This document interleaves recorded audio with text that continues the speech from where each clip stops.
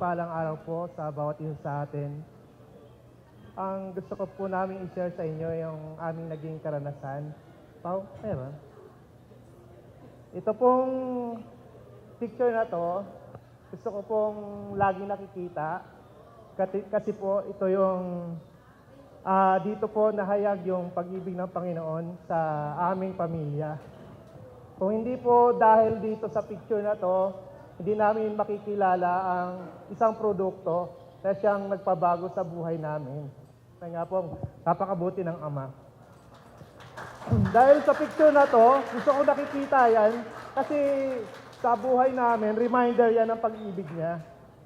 Dahil sa picture na yan, sa parang kabutihan ng Ama sa buhay namin, nakilala namin itong produkto na napakaganda. Kung hindi nagkasakit yung aking butihing may bahay na si Mary Vic, hindi namin nakikilala ang King Herbal Plus. Tunay nga po. Siguro po, kung titingnan niyo yung picture niya at saka picture niya ngayon, ay napakalaking pagkakaiba.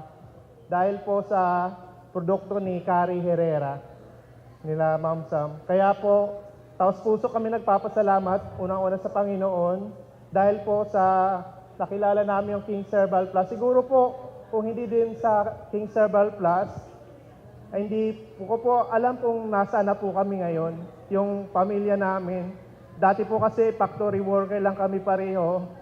Siguro po hindi namin kayang makabili ng sasakyan. Thank you, Lord. Hindi rin namin kaya magpaaral sa private na school sa college kung hindi po dahil sa King Herbal Plus. Kaya po, tunay nga po, napakabuti. Dahil po rin sa suporta ng management nila Ma'am Sam at saka lahat ng mga staff ay nabago po talaga yung buhay namin. Kaya kami po ay isang tunay na patotoo kung gaano po ka dakila at kabuti ang Panginoon at ang gaano ka epektibo po ang King Herbal Plus. Wala na po siguro po nagsasalita na tunay kung anong mayroon sa produkto. Kasi tingnan nyo naman po, ang layo ng kakaiba, di po ba? Dahil po sa produktong ito, nabago ang lahat.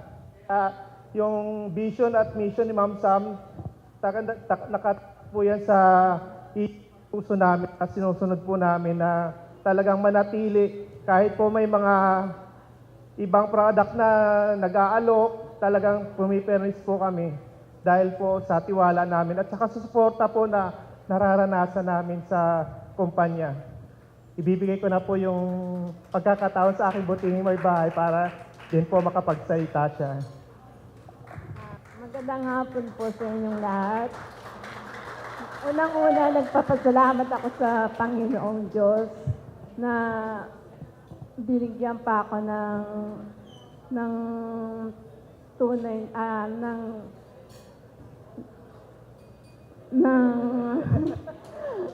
Kaya palagi na sinatawa. ay binigyan pa ako ng pagkakataon na dugtungan ng aking buhay. Kasi po, ang dami kong karamdaman sa aking katawan noon. Mayroon silang nakita sa aking liver. Nung una, ang sabi sa akin, titignan daw yung liver ko, sisilipin, babayupsin. Kaso hindi na po kami pumayag kasi natatakot po ako dahil po pagka tinignan nila, dire-diretso na po yung sabi ng doktor. Iko-compile na daw ako. Tapos po, yun po, parang din po na apektuhan yung lungs ko po. Sa tulong ng Panginoon, hindi po kami bumayag. Ang na lang ko ay nanalangin na lang po ako. Sabi ko, Lord, ituro niyo po sa akin kung ano po yung kailangan gawin, yung tugma sa aking katawan. Nagpapasalamat po ako kasi tunay nga po na napakabuti ng Panginoon. Ngayon po, nandito ako ngayon. At yun po yung nagpapasalamat ako kay Ma'am Sam dahil sinuportahan po ako ng King Herbal na iniinom. na yun ininom ko po yung King Herbal na bali sa isang araw, isang bote po. Yun po yung ano ko po. Hanggang nagkaroon ako ng pagbabago sa aking katawan, lumakas ako. Kasi noon po talaga hindi ko po kayang yung siya ang nag-aalaga sa akin.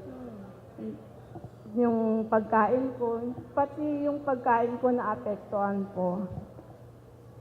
Yun, nung uminom ako ng King Herbal, ayun po, unti-unting dumakas ako, nagkaroon ako ng yung gana sa pagkain. Saka, yun, maraming salamat po at tuloy na pagbabago sa aking katawan. Ito na ako ngayon. Wala na akong salamat at maraming maganda na yung aking karamdaman. Maraming salamat po.